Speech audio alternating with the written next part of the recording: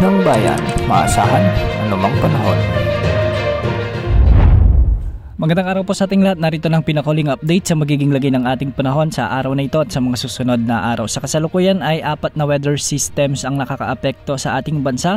Ang ITCZ o Intertropical Convergence Zone, Shearline, Easterlies at ang Amihan. Unahin natin ang Intertropical Convergence Zone na kung saan magdadala ito ng maulap na kalangitan na may mga kalat-kalat na pagulan at thunderstorms sa Zamboanga Peninsula, Caraga Region, Northern Mindanao, BARMM, sa may Sultan Kudarat at Sarangani. Ang mga lugar na ito ay pinapayuhan nating maging alerto sa banta ng mga biglaang pagbaha o pagguho ng lupa, lalo na kung may mga umiiral na katamtaman at minsan ay malalakas na pagbuhos ng ulan. Samantala, shearline naman ang umiiral sa Cagayan, Isabela at Apayao na kung saan magdadala rin ito ng maulap na papawirin na may mga scattered rains and isolated thunderstorms. Ang shearline, ito yung banggaan ng malamig na amihan at ng mainit na easterlies, kaya posible pa rin ang banta ng mga biglaang pagbaha o pagguho ng lupa, lalo na kung may mga umiiral na katamtaman at minsan ay malalakas na pag-ulan. Samantala, umiiral naman ang mainit na easterlies o yung mainit na hangin mula sa karagatang Pasipiko na magdadala ng maulap na kalangitan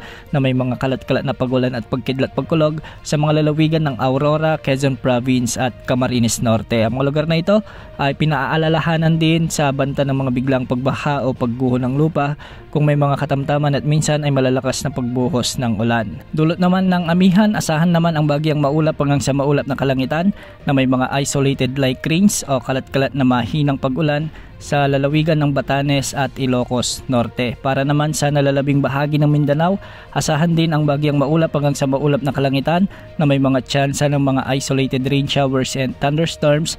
Dulot ito ng umiiral na Intertropical Convergence Zone o ITCZ.